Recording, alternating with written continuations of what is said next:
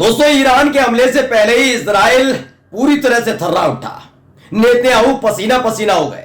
आपके अपने channel live TV ने दिखाया था ना, थर-थर कांप रहे थे, हाथ में जो पन्ना था वो हिल रहा था। लेकिन इन सब के बीच अंतरराष्ट्रीय स्तर पर एक बहुत बड़ी फजीयत का सामना नेतन्याहू को करना पड़ा। जी हां, व्लादिमीर पुतिन, रशिया के राष्ट्रपति, जो सीधे तौर पर ईरान के साथ खड़े हैं, फिलिस्तीन के साथ खड़े हैं, लेबनान को राहत सामग्री पहुंचा रहे हैं और इजराइल को सचेत रहने की और अलर्ट मोड पर रहने की हिदायत दे रहे हैं। इन सब के बीच एक खबर और एक तस्वीर निकल कर आई। तस्वीर ये कि व्लादिमीर पुतिन के सामने नेतन्याहू कैसे भी करके दोस्ती का हाथ बढ़ाना चाह रहे थे, लेकिन जैसे ही व्लादिमीर पुतिन की नजर पड़ी नेतन्याहू पर, वैसे ही उन्होंने उन्हें बुरी तरीके से लताड़ दिया। हाथ मिलाना दूर, देखा तक नहीं, जिस पर हाथ मलते रह गए नेतन्याहू।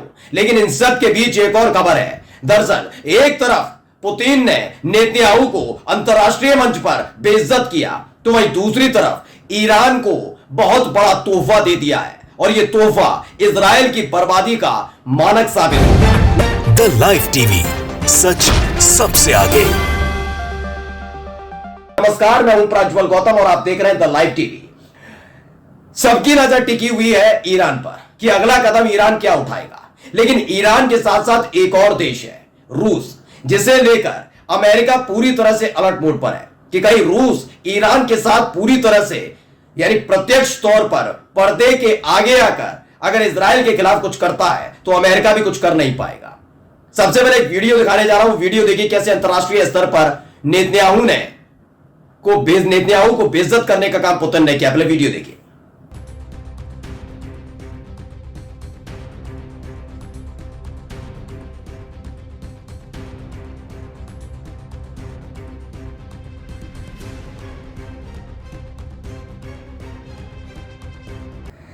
तो द सेवियर नाम के ट्विटर हैंडल से ट्वीट किया गया, Russia president Vladimir Putin ignores Israeli PM Netanyahu.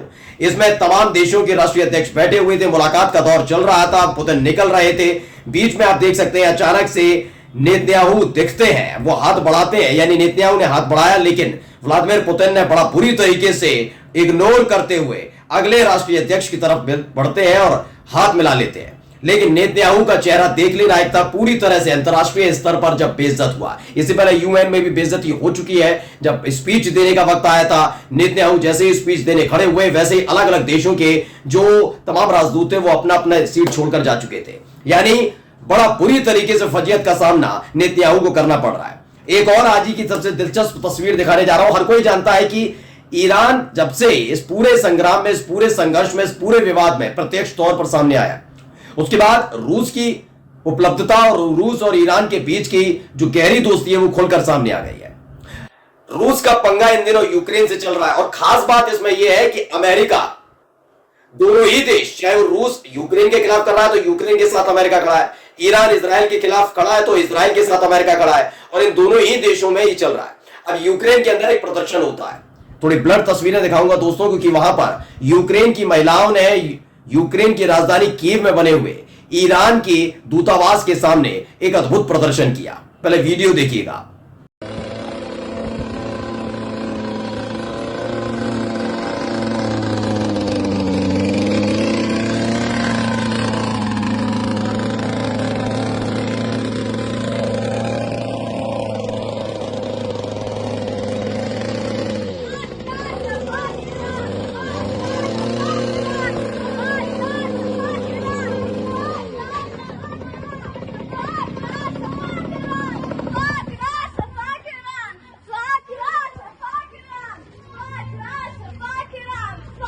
ये वीडियो वॉइस ऑफ वीमेन ने ट्वीट किया, लिखा, यूक्रेन की राजधानी कीव में यूक्रेन की महिलाएं ईरानी एम्बेसी के सामने कपड़े उतारकर रूस ईरान के खिलाफ विरोध प्रदर्शन कर रही। क्यों कर रही है?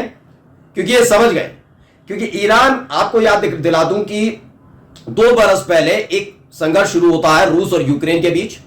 यूक्रेन की राजधानी को दहला दिया जाता है, उसके आसमान में शायद ड्रोन घूमने लगते हैं और देखते ही देखते बहुत बड़ी बर्बादी वहां पर होती है। बताया गया शायद ड्रोन ईरान ने ही रूस को गिफ्ट किए थे, यानी ईरान ने अपनी ताकत का एहसास पहले ही पूरी दुनिया को करा दिया था। अब जब इजराइल के खिलाफ ये पूरा संघर्ष शुरू हुआ है और ईरान और रूस साथ आए, तब से यूक्रेन में इस तरह का विरोध प्रदर्शन बढ़ने लगा है और ईरान के खिलाफ ये प्रदर्शन हो रहा है। खैर, अब मैं एक और महत्वपूर्ण खबर आपको दिखाने जा रहा हूं। ये खबर पहले पढ़िएगा हुआ क्या है। बहुत बड़ा तूफान जिसका जिक्र मैंने इस वीडियो की शुरुआत में किया था वो देख लीजिए। जैक्सन इंकेल है, उन्होंने ट्वीट किया breaking Russia has sent its 400 air defence system to Iran in anticipation of an Israeli attack.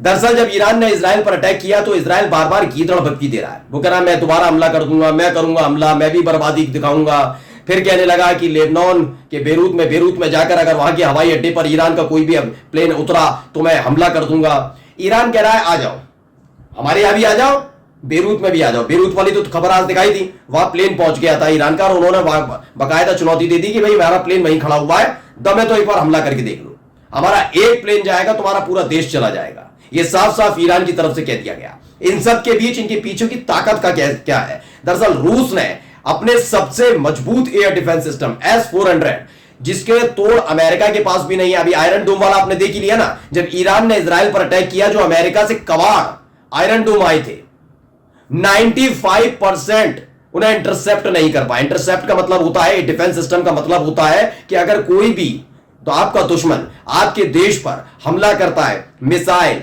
Rocket, drone, कोई भी हवाई हमला होगा तो उसे वहीं वो जो डिफेंस सिस्टम से निकलती हुई मिसाइल उस चीज को, चाहे रॉकेट हो, मिसाइल हो, ड्रोन हो, उसे आसमान में ही खत्म कर देगी। लेकिन जब ईरान ने इजराइल पर अटैक किया तो बताया गया 95%, 90 से 95% ईरान की एक एक मिसाइल इजराइल में जाकर गिरी, यानी आयरन डोम कबाड़ में तब्दील हो गए। अब S-400 की ताकत का अंदाजा लगाना तो गूगल भी करके देख लीजिए। S-400 सबसे ताकतवर माना जाता है एयर डिफेंस सिस्टम, और ये ईरान को मिल चुका है। ईरान इसीलिए बार बार इजराइल से कह रहा है कि मैं चाहता हूं तुम हमला करके दिखाओ, मैं चाहता हूं कि एक बार तुम अपनी ताकत की नुमाइश करके दिखाओ, मैं चाहता हूं कि तुम एक बार प्रदर्शन करो, बताओ दुनिया को कि इजराइल में कितना दम है। लेकिन इजराइल ये समझ गया है कि रूस ने अपने ताकतवर एयर डिफेंस सिस्टम जो ईरान को दिए हैं उसका तोड़ किसी के पास नहीं है। इजराइल तो छोड़ ही दीजिए, अमेरिका भी नतमस्तक नजर आता है। यही नहीं, एक इनपुट देर रात पहुंचा ईरान के पास। दरअसल गुपचुप हमले की तैयारी चल रही थी, और वो कहते हैं ना, आप बहुत बड़ी बड़ी डींगे आके आप बड़ी बड़ी बातें करें, लेकिन टेक्नोलॉजी के मामले में अगर आप देखेंगे तो रूस इजराइल से बहुत आगे है। तो अचानक से एक खबर निकल कर आई कि भाई हमला होने जा रहा है। अचानक से रशिया की तरफ से, रूस की तरफ से ईरान को एक फोन किया जाता है, बताया जाता है कि कई फाइटर जेट प्लेन है जो पर्शियन गल्फ के ऊपर उड़ने जा रहे हैं, यानी हमला किया जाता है ईरान पर, और उसके फौरन बाद ही एयर डिफेंस सिस्टम एक्टिवेट कर दिए गए ईरान की तरफ से। जिसके बाद माना जा रहा है कि सारे के सारे जितने फाइटर प्लेन जितनी तेज रफ्तार से ईरान की तरफ बढ़ रहे थे, पर्शियन गल्फ की तरफ बढ़ रहे थे, उतनी ही तेज रफ्तार से वापस लौट आए। खबर देखिए, करंट रिपोर्ट है, ब्रेकिंग। करंट रिपोर्ट ने बताया कि Russia inform Iran that 4 F-35 थे 4 war planes are airborne over Persian Gulf, यानी F-35 जो लड़ाकू विमान है ये 4 पहुंच रहे थे पर्शियन गल्फ की तरफ, तेज रफ्तार से बढ़ रहे थे। लेकिन अचानक से रूस ने इसकी जानकारी ईरान को दे दी। Iran puts its all air defence on high alert. इस खबर की पुष्टि एक और ट्विटर हैंडल से होती है, जो ओसी कोसाक है, उन्होंने लिखा कि Russia just tipped off Iran that 4 F-35 aircraft are inbound over the Persian Gulf. Iran copy that, और उसके फौरन बाद ही एक्टिवेट कर दिए गए। यही एक वजह है जिसके चलते यूक्रेन में प्रदर्शन हो रहा है। यही एक वजह है जिसके चलते रूस को लेकर अमेरिका और तमाम देश चिंतित हैं कि अगर रूस अगर इसमें सीधे तौर पर एंट्री करता तो अमेरिका से लेकर तमाम देशों के लिए यह बहुत बड़ी चुनौती होगी, क्योंकि ईरान को रोकना तो पहले से ही बड़ा मुश्किल है। ईरान के गुस्से को शांत करना ही पहले बहुत बड़ा मुश्किल है, लेकिन अगर रूस कूदता है तो इसकी संभावनाएं ना के बराबर हो जाएंगी। द लाइव टीवी, सच सबसे आगे।